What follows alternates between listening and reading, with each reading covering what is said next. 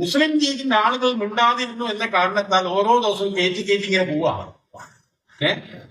അത് ഏതായാലും ഞങ്ങൾ തരും. ഇപ്പൊ ഞാൻ ഒറ്റക്കാന്നെ ഇന്നത്തോടുകൂടി തന്നെ എല്ലാ ഭാഗമായും ഞങ്ങൾ എല്ലാവരും വരുന്നുണ്ട്. ഒരു സംശയം വേണ്ട. പിന്നെ നിങ്ങളെ പറഞ്ഞ സമസ്ത എന്ന വാക്ക് ഉപയോഗിക്കാൻ ഒരു അതിന്റെ പോകെ നിന്നിട്ടില്ല. അത് മനസ്സിലാക്കില്ല. ആ പേര് പറഞ്ഞില്ല. നിങ്ങളെ വിമർശിച്ചാൽ അത് നിങ്ങളെ വിമർശനമാണ്. സമസ്തയെ കളിക്കണ്ട, സമസ്തയെ വിരക്കണ്ട. അത് പറയും.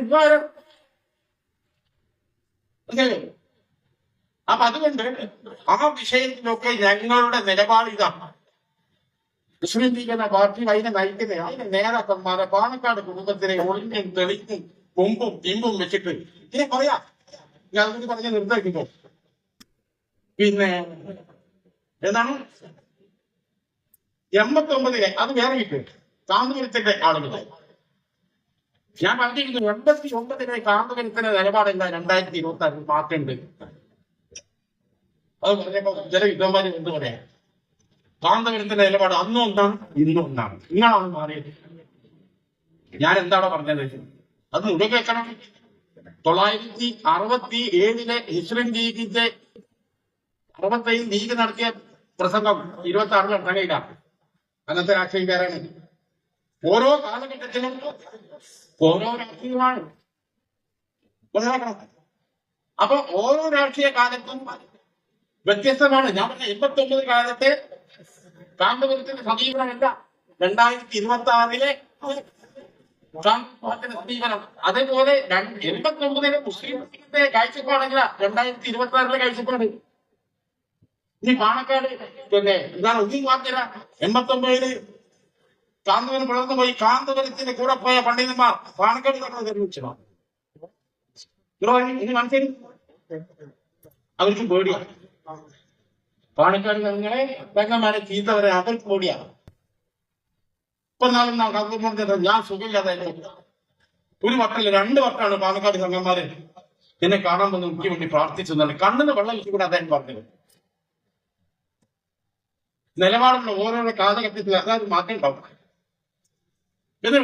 നമ്മൾ പറയുന്നത് എല്ലായിടത്തും എഴുതണം. നിങ്ങൾ ഓരോന്നിങ്ങനെ മാറ്റി പറയരുത്. അപ്പൊ ചുരുക്കത്തിൽ ഇപ്പം നമ്മുടെ സമൂഹത്തിന് ആവശ്യം എന്താ? പണ്ടൊരാളെ കണ്ടതിൽ എല്ലാവരും കുട്ടികളും ബസ്സിൽ ആ ബസ്സിലാണ് എന്ത് സൈഡ് സീറ്റിന് മത്സരം നടക്കുന്നത്. ഇപ്പൊ സമൂഹം ഒന്നിച്ച് നിൽക്കണം. യോജിപ്പുള്ള അവിടെ നിൽക്കട്ടെ. അങ്ങനെ പോകാൻ ഒരു നയമാണ് നമുക്കുള്ളത്. മുസ്ലിം ലീഗിന്റെ നയവും കാഴ്ചപ്പാടും ശരിയാണെന്നതിന് തെളിവാണ് ഈ മഹാവിജയങ്ങൾ. ആ വിജയങ്ങൾ ഇനിയും ലീഗിൽ ഉണ്ടാവും. ഒരു സംശയം വേണ്ട. UDF ഭരണത്തിലെത്തിയാൽ ഈ മരക്കുറ്റികളെ പ്രശ്നം ഒക്കെ തീരും. കൊത്തിക്കൂടി പേടിക്കേണ്ടത് ആരാ? നമുക്കറിയില്ല. അപ്പൊ അതുകൊണ്ട് എല്ലാവരും ഈ സമൂഹത്തിൽ ഐക്യം വരണം, എന്നും മടങ്ങണം. പഠിച്ച തമ്പുരാൻ സമസ്തയുടെ സമ്മേളനങ്ങൾ ശരി എല്ലാ സമ്മേളനങ്ങളും വിജയിക്കണമെന്നാണ് എല്ലാ സംഘടനകളുടെയും മാതൃസ്ഥാനത്തിരിക്കുന്ന മുസ്ലിം ലീഗ് ആഗ്രഹിക്കും. ഒന്നും പൊട്ടിപ്പൊളിഞ്ഞു പോകും. എല്ലാം മഹാവിജയമാണ്. അതുകൊണ്ട് ആ സമ്മേളനത്തിനൊന്നും ഒരു മാറ്റി കുറയ്ക്കാൻ പാടില്ല. മുസ്ലിം സമുദായത്തിന്റെ അഭിമാനങ്ങളായ സമാജങ്ങളാണ്. അതുകൊണ്ട് അതിന്റെ പ്രൗഢി ഗരിമ ഉജ്ജ്വലമാക്കാൻ അതൊക്കെ വിജയിപ്പിക്കാൻ NG എന്ന് പറഞ്ഞാൽ നമ്മളെ ബന്ധം അതാണ്. ലീഗാണ് സമസ്താണ് ലീഗ് എന്ന് പറഞ്ഞിട്ടുണ്ട്. നമുക്കതിൽ 1-2 ആൾക്ക് വേണ്ടി നിൽക്കാനല്ല, എല്ലായിടത്തും അതിന്റെ മഹത്തായ വിജയത്തിന് വേണ്ടി പ്രവർത്തിക്കണം. സമുദായത്തിൽ ഐക്യം ഉണ്ടാകാൻ പ്രാർത്ഥിക്കണം. ഫൈസി അടക്കമുള്ള ആളുകളുടെ നിലപാടിൽ മാറ്റം ഉണ്ടായാൽ അവരെ ബഹുമാനിക്കാനും ആദരിക്കാനും യാതൊരു സംശയമില്ല.